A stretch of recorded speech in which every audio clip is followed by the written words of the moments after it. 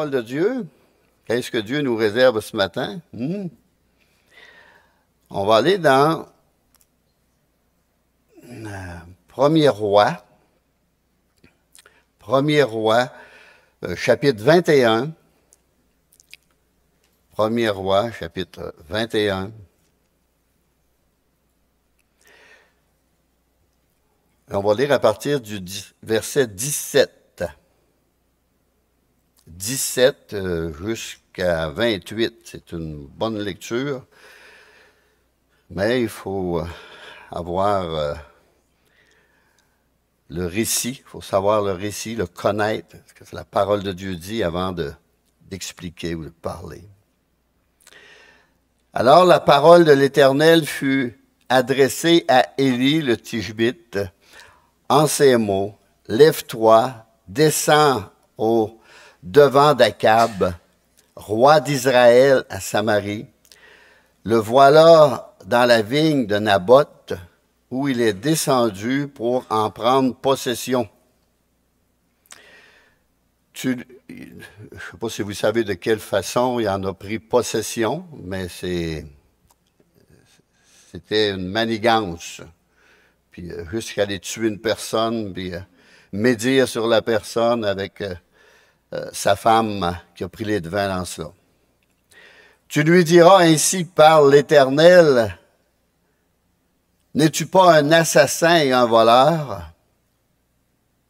Et tu lui diras ainsi par l'Éternel: Au lieu même où les chiens ont léché le sang de Naboth, les chiens lécheront aussi ton propre sang. Akab dit à Élie: M'as-tu trouvé mon ennemi? Élie, c'est un homme de Dieu. Là. M'as-tu trouvé mon ennemi? Et il répondit: Je t'ai trouvé parce que tu t'es vendu pour faire ce qui est mal aux yeux de l'Éternel. Voici, je vais faire venir le malheur sur toi. Je te balayerai, j'exterminerai quiconque appartient à Akab, celui qui est esclave et celui qui est libre en Israël. Et je rendrai ta maison semblable à la maison de Jéroboam, fils de Nébat, et à la maison de Baasha, fils d'Achija, parce que tu m'as hérité et que tu as fait pécher Israël. L'Éternel parle aussi sur Jézabel et dit: Les chiens mangeront Jézabel près du rempart de Jizreel. Celui de la maison d'Akab qui mourra dans la ville sera mangé par les chiens. Et celui qui mourra dans les champs sera mangé par les oiseaux du ciel. Il n'y a eu personne qui se soit vendu comme Akab pour faire ce qui est mal aux yeux de l'Éternel. Et Jézabel, sa femme, l'y excitait. Il a agi de manière la plus abominable, en allant après les idoles, comme le faisaient les Amoréens, que l'Éternel chassa devant les enfants d'Israël. Après avoir entendu les paroles d'Élie, Akab déchira son vêtement, il mit un sac sur son corps et il jeûna. Il couchait avec ce sac et il marchait lentement. La parole de l'Éternel fut adressée à Élie le Tishbite en ces mots: Tu as vu comment Akab s'est humilié devant moi. Parce qu'il s'est humilié devant moi, je ne ferai pas venir le malheur pendant sa vie. Ce sera pendant la vie de son fils que je ferai venir le malheur sur sa maison. Amen. Seigneur, puisses-tu nous parler par ta parole? Ta parole est vivante, tranchante, pénétrante. Elle nous instruit, elle nous enseigne. Elle nous montre le droit chemin. Alors que ton Saint-Esprit puisse faire son œuvre en chacun de nous ce matin, afin de nous diriger dans les voies saintes, tes voies saintes, Seigneur, tes voies pures, et qu'on puisse marcher dans l'intégrité, dans le nom de Jésus. Amen. Alors le roi Akab s'est repenti en entendant la prédication d'Élie. On l'a vu. Le message du prophète de Dieu l'a profondément touché. Au verset 27, il a déchiré ses vêtements, mis un sac sur son corps et jeûna, et il marchait lentement. Il a marché dans l'humilité pendant un certain temps. Dieu appelle cela la repentance. Au verset 29, « As-tu vu comment Akab s'est humilié devant moi? » À partir de ce jour-là, Akab pouvait regarder en arrière et dire « la repentance ». La repentance. Bien sûr, en entendant les paroles ou la prédication du grand prophète Élie. Mais pour Akab, il s'agissait d'une expérience unique et non d'une marche quotidienne. Et cela n'a pas duré très longtemps. C'est ça qu'on va étudier. Ça n'a pas duré longtemps, cette repentance-là. Le problème, c'est qu'Akab avait fait une alliance avec le monde. Il était devenu un ami et un frère du monde. Akab signifie un comme un père, qui veut dire la nature de son père imprégnée sur lui. Akab, fils d'Omri. Il y en a un qui s'appelle Omri dans la Bible. On va aller voir un roi au chapitre 16. Et on va lire à partir du verset 25 au verset 26. Omri fit ce qui est mal aux yeux de l'Éternel. Et il agit plus mal que tous ceux qui avaient été avant lui. Il marcha dans toute la voie de Jéroboam, fils de Nébat, et se livra au péché de Jéroboam, avait fait commettre à Israël, irrita par leurs idoles l'Éternel, le Dieu d'Israël. Chronique décrit Omri, j'ai déjà prêché sur cela dans le passé des passés, dans d'autres églises où j'étais pasteur, avait prêché sur Omri. Mais là, on parle d'Akab ce matin. Et Akab était devenu un ami et un frère du monde, qui signifie quelqu'un qui me ressemble, avec qui j'ai des infinités, que je respecte. Akab avait fait une alliance avec ce que Dieu avait maudit, dans le fond, ce que Dieu avait rejeté. De nos jours, il existe une repentance qui est superficielle, bien que sincère. Tous ceux qui ne rompent pas avec le monde vont retourner dans le péché, vont retomber dans le péché. Il faut couper les liens. Dans Jacques, au chapitre 4, verset 4, assez raide, Jacques.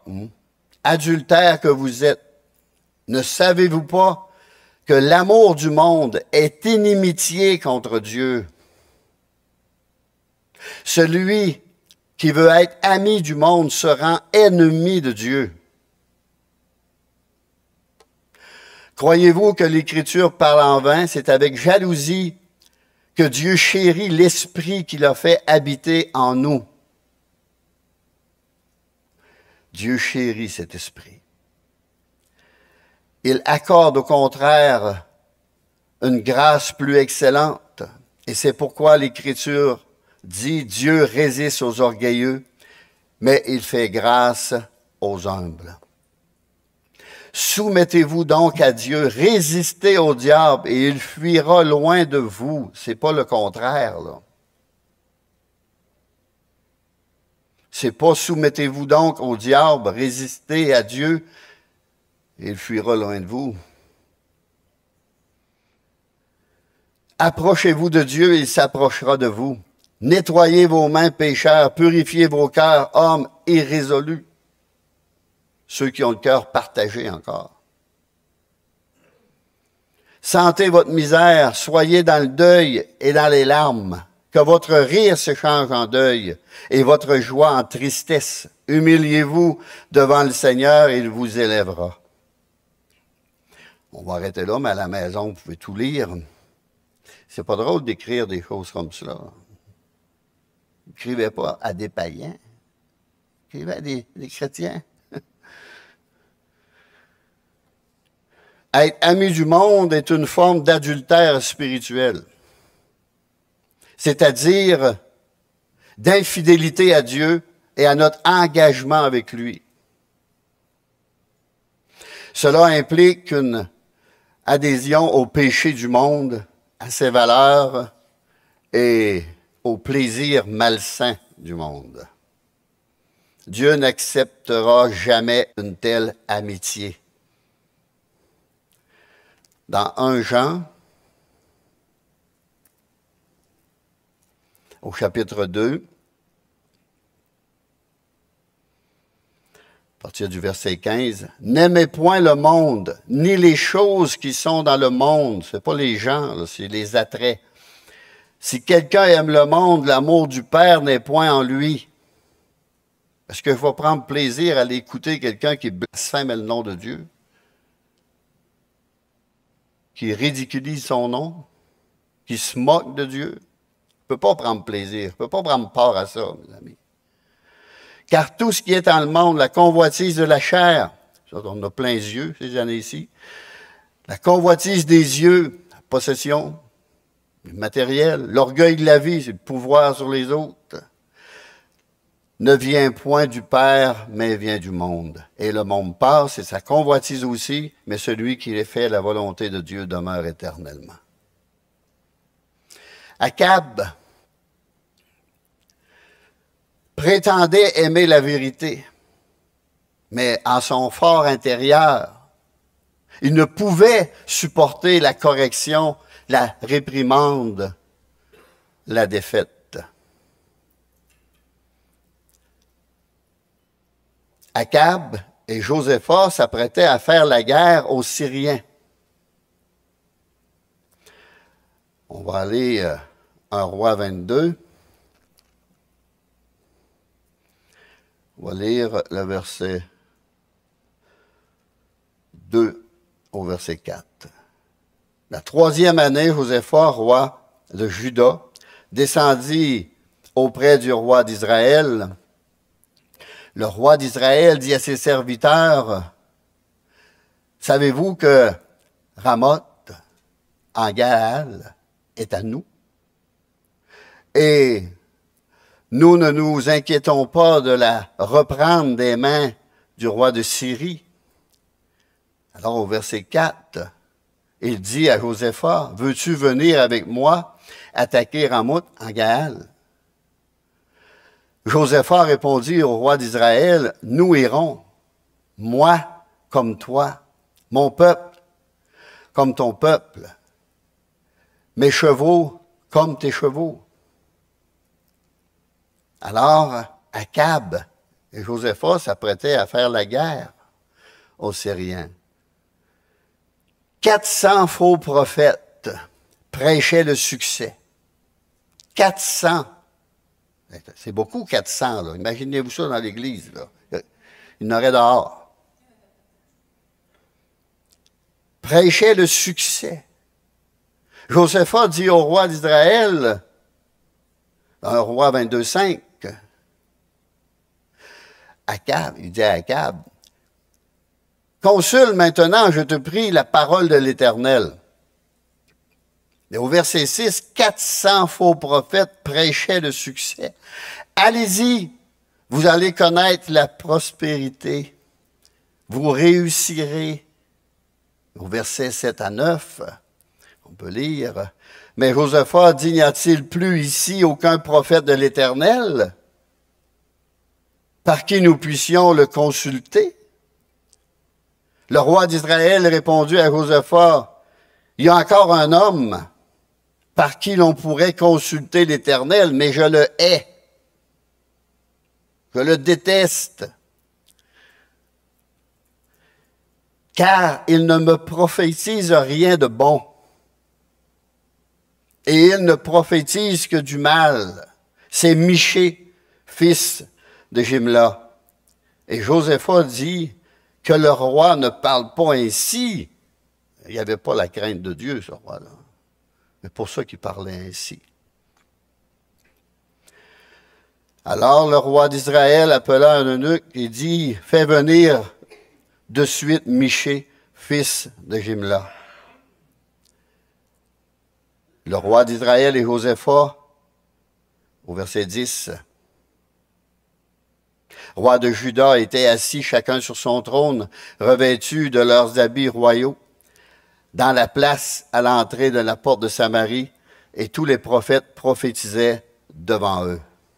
Les faux prophètes prophétisaient devant Akab et Josaphat. Ils prophétisaient le succès. Au verset 11, Sédécias s'était fait des cornes, peut-être un chapeau avec des cornes, et tu frapperas les Syriens jusqu'à les détruire. Verset 12. Et tous les prophètes prophétisaient de même, en disant, monte à Rama et en Gaël, tu auras du succès et l'Éternel la livrera entre les mains du roi. Ces faux prophètes faisaient partie des gens religieux qui prophétisaient ce que le roi Akab voulait entendre. Verset 13, le messager qui était allé appeler Michée lui parla ainsi, « Voici les prophètes d'un commun accord prophétisent du bien au roi. Que ta parole soit donc comme la parole de chacun d'eux, annonce du bien. » C'était fait dicter quoi dire. Michée répondit, « L'Éternel est vivant, j'annoncerai ce que l'Éternel me dira. » Point final. Lorsqu'il fut arrivé auprès du roi, irions-nous attaquer Ramoth en Gaël? Et devons-nous y renoncer? Il lui répondit, monte, tu auras du succès et l'Éternel la livrera entre les mains du roi. Et le roi lui dit, combien de fois me faudra-t-il te faire jurer de ne pas me dire, de me dire que la vérité au nom de l'Éternel?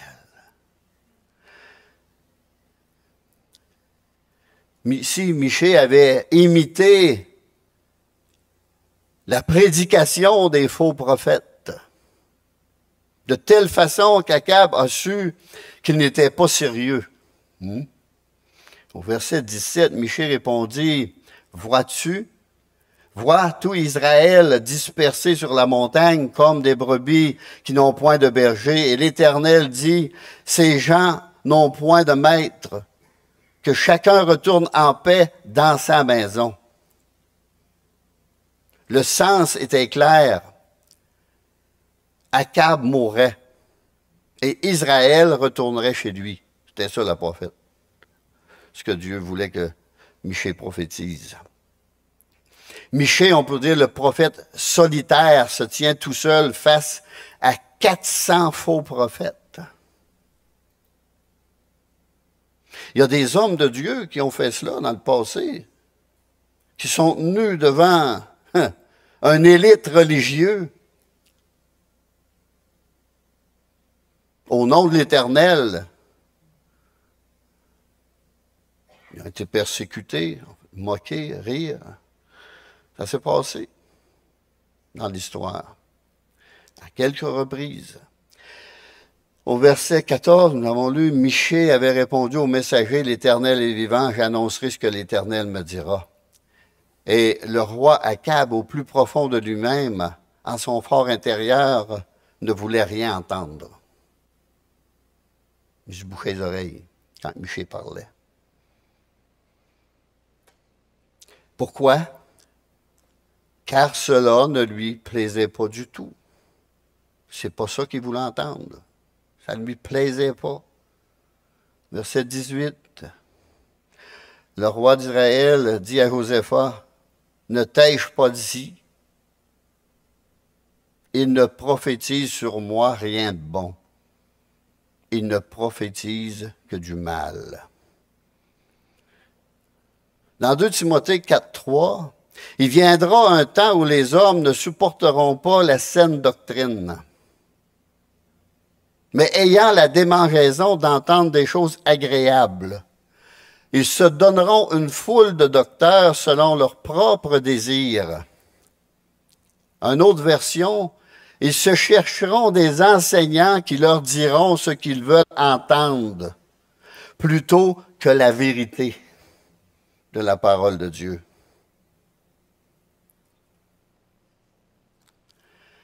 Vous n'avez qu'à aller sur Internet, il y en a un grand nombre. C'est pour ça que j'y vais pas. Akab en avait 400, lui, qui lui caressaient agréablement les oreilles. Beaucoup de nos jours disent, nous ne voulons que la vérité, seulement que la vérité. Allez-y, prêchez-nous la vérité, même si ça fait mal. Cependant, dans leur cœur, au plus profond de leur âme, certains soi-disant chrétiens bouillonnent de colère lorsqu'ils entendent la vérité. Trop difficile à entendre. Je ne peux plus la supporter. Parce que leur vie n'est pas accord avec la vérité. Le roi Akab ne se rendait pas compte que des esprits menteurs le guidaient. C'était du mensonge qu'il entendait.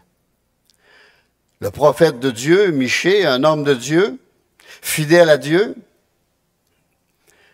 Akab l'a fait jeter en prison. Au verset 27, tu diras ainsi par le roi, mets cet homme en prison et nous, rissez-le du pain et de l'eau d'affliction jusqu'à ce que je revienne en paix. Il croyait à ces mensonges-là. Il se nourrissait de ces mensonges-là. Puis là, il pensait qu'il allait revenir, il allait faire la guerre, il allait remporter, il allait revenir en paix. Akab ne se rendait pas compte que des esprits menteurs le guidaient. Et ces esprits ne venaient pas de Dieu, mais Dieu le permettait. Car leur cœur était tellement endurci contre la vérité que Dieu a fini par leur donner un esprit de mensonge comme juste châtiment de leur péché. Dans 1 Roi 22, verset 23, « Et maintenant, voici l'Éternel a mis un esprit de mensonge dans la bouche de tous tes prophètes qui sont là. Et l'Éternel a prononcé du mal contre toi. » On appelle ça un jugement de Dieu. Un jugement de Dieu. Il y en a qui ne croient plus à ça, que Dieu peut juger. Ils croient à moi. Alors, à cause de cet esprit menteur, c'est dit ça, c'est un faux prophète. C'est vanté que l'Éternel, c'est vanté que l'Esprit de Dieu était sur lui. C'était faux. L'Esprit de Dieu n'était pas sur lui. L'esprit menteur qui était en lui pouvait dire en toute sincérité, « C'est le Seigneur qui m'a envoyé. » C'est facile, ça, de se présenter n'importe où. Dieu m'envoie. Dieu m'envoie. Les esprits menteurs peuvent se montrer très persuasifs. Des esprits déguisés en anges de lumière, la parole de Dieu. 2 Corinthiens 11. Dans 2 Corinthiens, chapitre 11, à partir du verset 13, ces hommes-là sont de faux apôtres, des ouvriers trompeurs, déguisés en apôtres de Christ. Et cela n'est pas étonnant, parce que Satan lui-même se déguise en ange de lumière. Au verset 15, il n'est donc pas étrange que ces ministres aussi se déguisent en ministres de justice. Leur fin sera selon leurs œuvres. N'ajoutez pas foi à toute parole, mais éprouvez-les. Avec quoi? La parole de Dieu.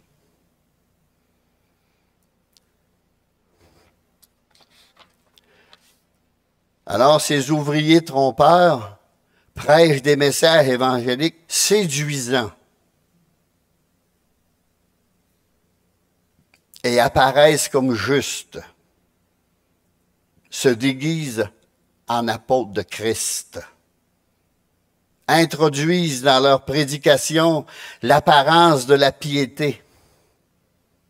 L'apparence de la piété. Ils peuvent être bienveillants, doux,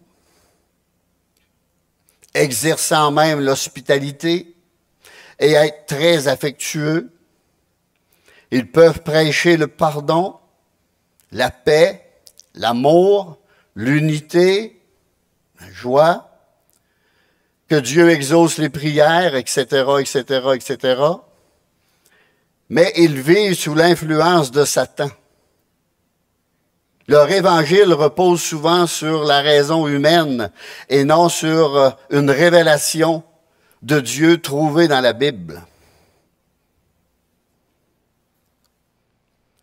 Leur message, leur prédication s'écarte de la doctrine des apôtres du Nouveau Testament, carrément. Tous les croyants doivent se méfier de ces pasteurs et de ces conducteurs trompeurs.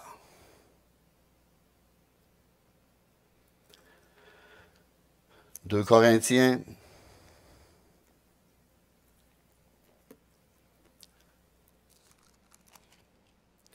11, versets 3 et 4. Toutefois, de même que le serpent séduisit Ève par sa ruse, je crains que vos pensées ne se corrompent et ne se détournent de la simplicité à l'égard de Christ.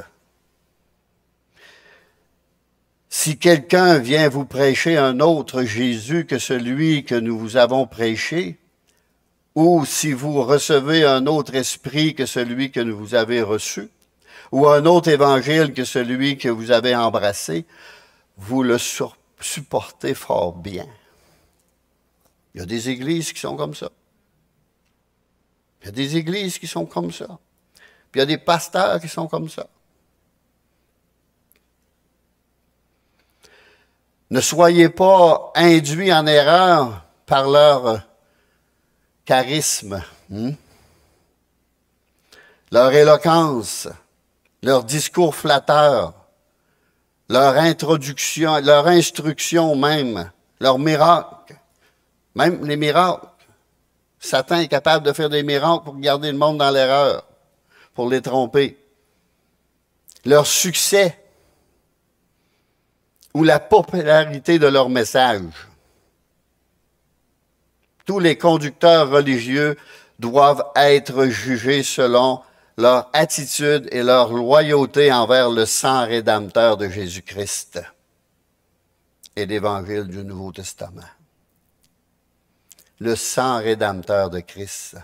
Et lors du jugement, ceux qui auront agi par ruse ou avec hypocrisie devront rendre des comptes. Leur fin sera selon leurs œuvres, nous dit la parole de Dieu. Les Corinthiens se faisaient manipuler et conduire au désastre spirituel. Nous devons être sur nos gardes, nous dit la parole de Dieu. Les chrétiens qui sont liés par la doctrine de Jézabel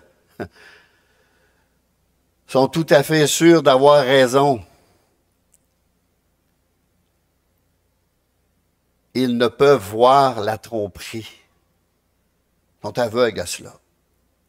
Ils ne voient pas la tromperie. Souvenez-vous que le roi Akab était complètement persuadé qu'il entendait la voix de Dieu. C'est sûr et certain, lui, que c'était la voix de Dieu. Et qu'il allait revenir du combat en vainqueur. Les esprits menteurs peuvent se montrer très persuasifs. Akab ne se disait pas « Michée a raison ».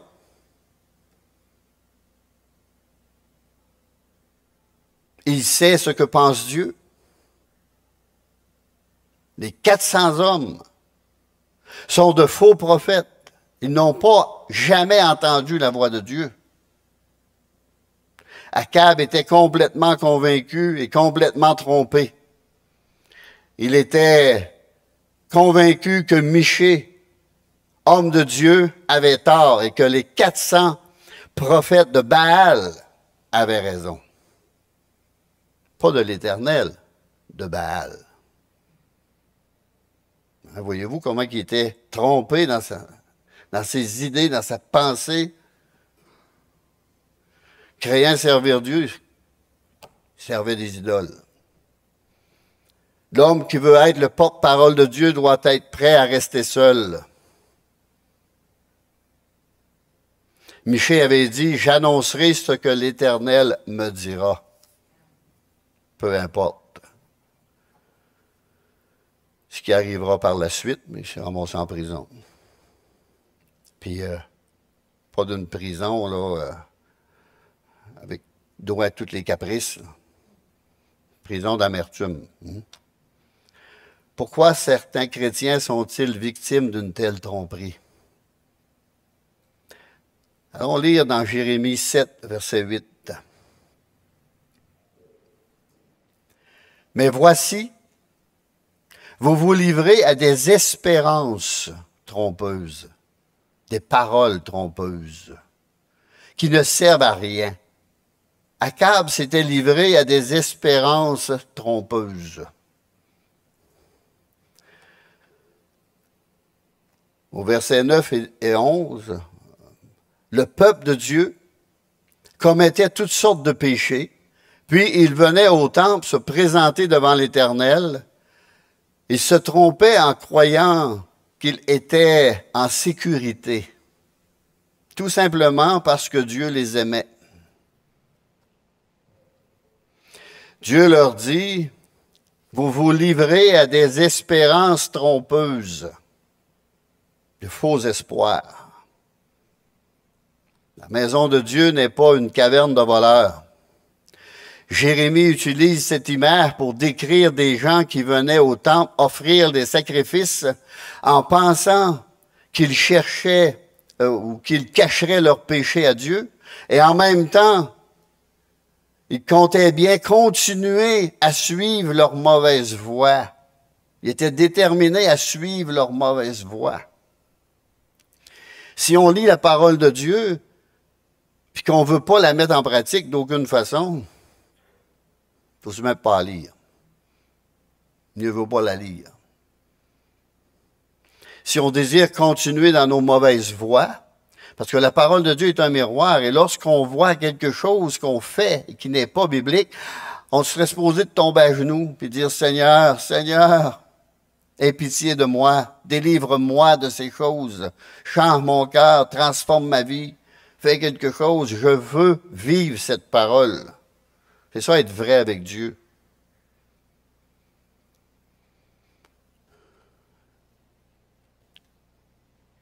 Ici, Akab voulait continuer à suivre ses mauvaises voies.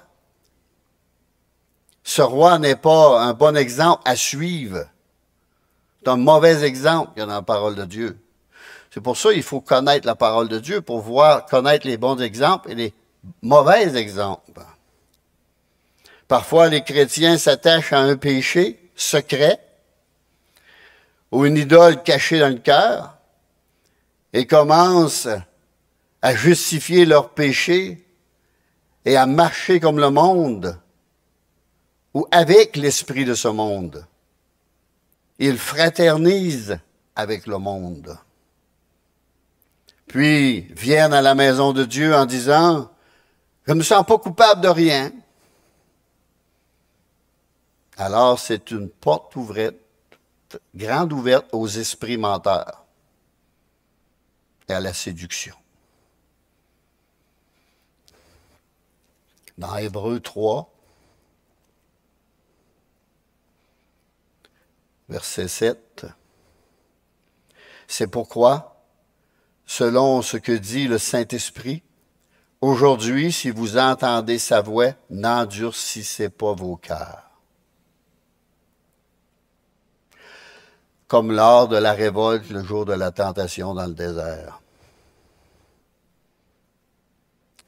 C'est pourquoi, selon ce que dit le Saint-Esprit, aujourd'hui, si vous entendez sa voix, n'endurcissez pas vos cœurs. On ne doit jamais s'endurcir face à la parole de Dieu. Il y en a un qui s'est endurci. Son armée a fini dans le fond de la mer.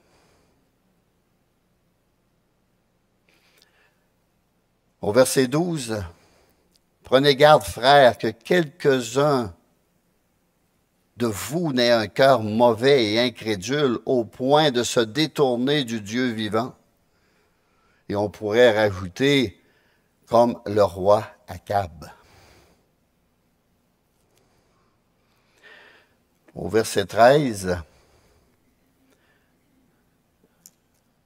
l'Hébreu 3, mais exhortez-vous les uns les autres chaque jour, aussi longtemps qu'on peut dire aujourd'hui, afin qu'aucun de vous ne s'endurcisse par la séduction du péché.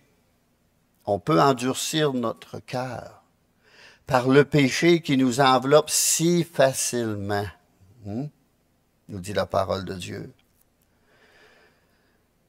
Car nous sommes devenus participants de Christ pourvu que nous retenions fermement jusqu'à la fin l'assurance que nous avions au commencement. Où est la sécurité éternelle dans ça, là?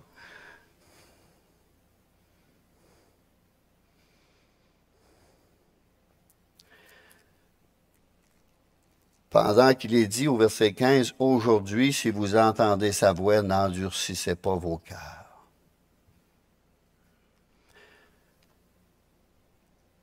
Hébreux 4, 13, « Nulle créature n'est cachée devant Dieu, mais tout est à nu et découvert aux yeux de celui à qui nous devons rendre compte. »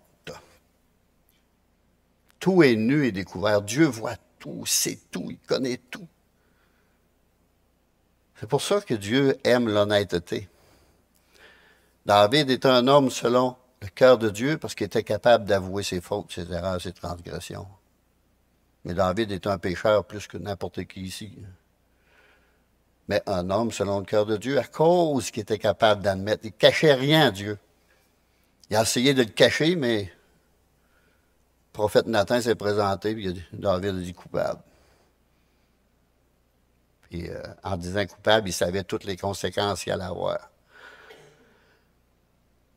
Le roi Akab dit à Josaphat, chapitre 22, verset 30, « Je veux me déguiser pour aller au combat. » Je veux me déguiser pour aller au combat. La parole de Dieu s'accomplit, mes amis. Même si Akab se soit déguisé pour y échapper. On va aller lire au verset 34. Là, ici, le roi était déguisé, il est au combat. Alors un homme tira de son arc au hasard et frappa le roi d'Israël au défaut de la cuirasse. Le roi dit à celui qui dirigeait son char, « Tourne et fais-moi sortir du champ de bataille, car je suis blessé. » La parole du prophète s'accomplissait tranquillement, du vrai prophète de Dieu. Le combat devait acharner ce jour-là. Le roi fut retenu dans son char en face des Syriens et il mourut le soir. la journée même. Le sang de la blessure coula dans l'intérieur du char. Et au coucher du soleil, on cria par tout le camp, chacun à sa ville et chacun dans son pays. Exactement comme le prophète avait dit. Ainsi mourut le roi qui fut ramené à Samarie, et on enterra le roi de Samarie. Et là, il y a une prophétie qui s'est accomplie au verset 38. Alors, les flèches de Dieu ne manquent jamais leur cible. Ne manqueront jamais leur cible non plus. Les impies ont de nombreuses façons de se dissimuler, dans l'espoir d'échapper au jugement de Dieu. La parole de Dieu dit, « Votre péché vous atteindra un jour ou l'autre. » Alors, on peut dire que le masque de la moralité ou de la religion ne cachera jamais à Dieu le péché d'un cœur rebelle et incrédule. La parole de Dieu s'accomplit parce que c'est la parole de Dieu et non celle d'un homme. Hébreux 2:3. Comment échapperons-nous en négligeant un si grand salut? Le roi Akab n'y a pas été échappé. Il n'a pas échappé à cela. Le jugement de Dieu est venu tel quel et la parole de Dieu s'est accomplie. C'est pas trop plaisant de prêcher des messages de même, mais ils sont dans la Bible. C'est biblique. Ça fait 3, 4 mois, c'est prêt, que j'avais préparé ce message-là. Rien ne me venait jusqu'à matin. Et lorsque j'ai commencé à relire cette histoire-là, le Seigneur a dit, c'est ça que tu prêches. Seigneur, j'aimerais bien mieux prêcher d'autres choses, là, moi, la joie, comme dans toutes les églises qui sont pleines autour de nous autres, on est vides, nous autres. J'ai eu une lettre longue de même pour dire qu'on était vides, que les autres étaient toutes pleines.